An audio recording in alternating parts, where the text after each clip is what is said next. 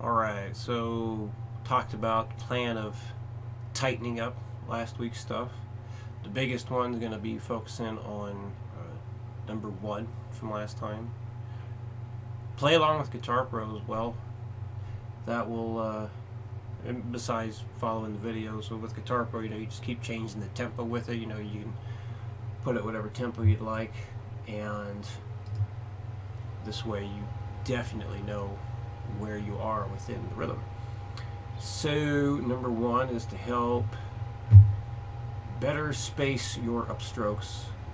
So basically you need to wait just a hair longer before you hit that highlighted beat or portion of the beat.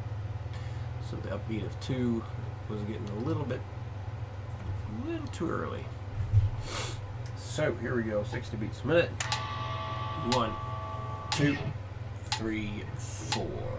1 and 2 and 3 and 4 and 1 and 4. 1 and 2 and 3 and 4 and 1 and 4. 1 and 2 and 3 and 4 and 1 and 4. 1 and 2 and 3 and 4 and 1 and 4. Done. Here it is at 90.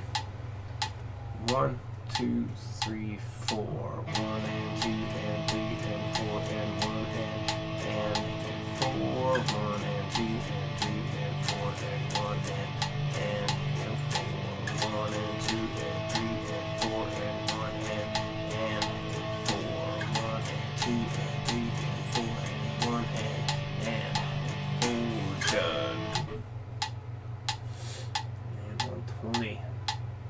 1, 2, 3, 4. 1 and 2 and 3 and 4 and 4. 1 and 2 and 3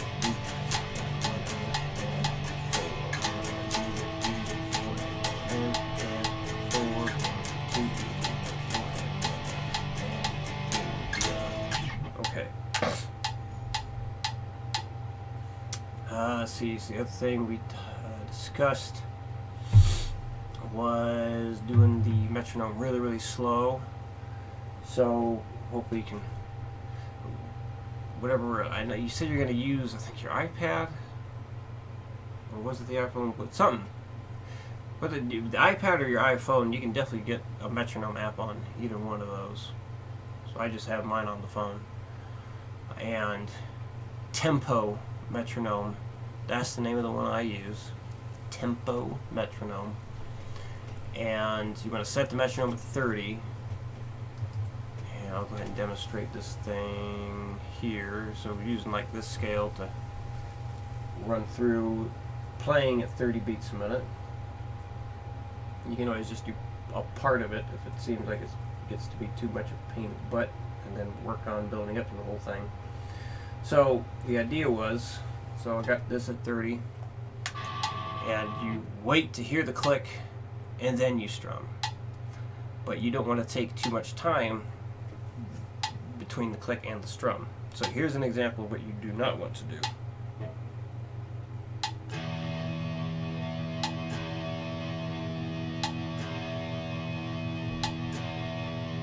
So that's taking too long to strum right after the click. So you want to think of it like you're in a race, the gun goes off, and you take off as soon as you hear that. So you want to strum as soon as you hear that click. So more like this.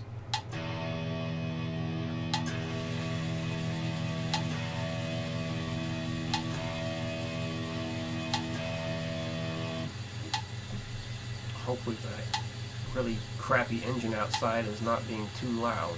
I gotta close the window.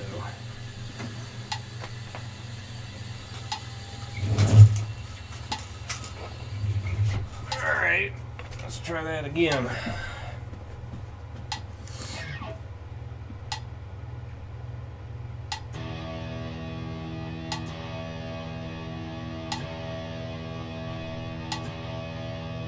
So that's about more what you want to do there. So I'll go ahead and run through this whole group of notes here. so you can have an idea of what it should sound like. I wouldn't follow along with this because the idea is to follow the metronome click and go right after that, not try and match the notes I'm doing. But figured a demo wouldn't hurt. So here we go.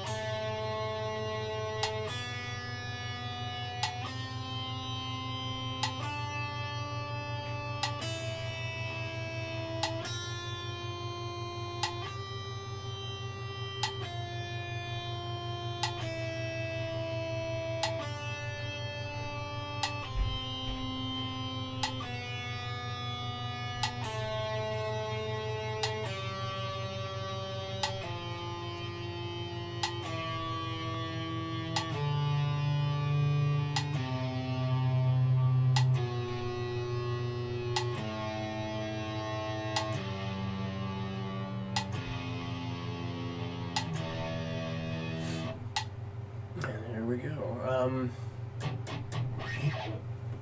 There was something else. It has something to do with last week's stuff, I thought.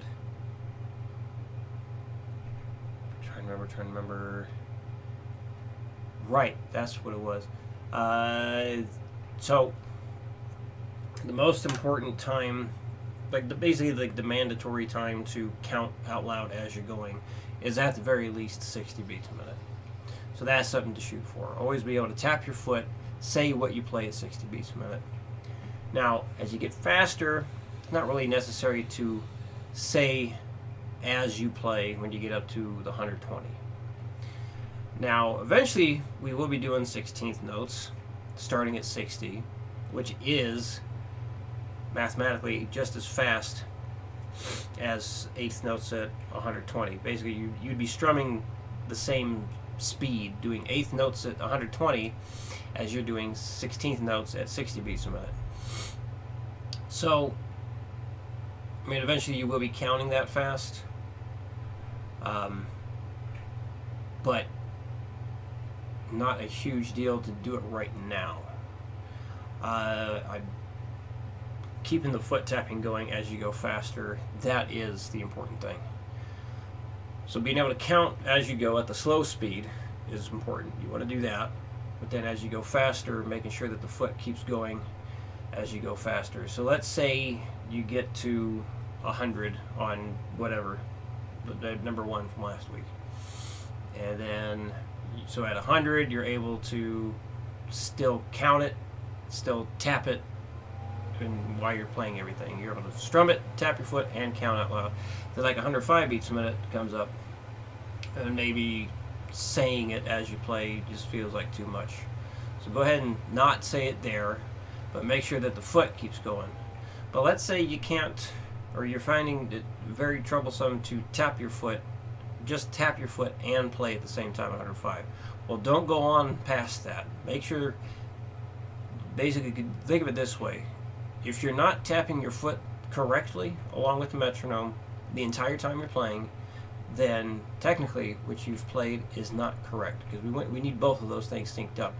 This is training you for harder, faster things on down the road.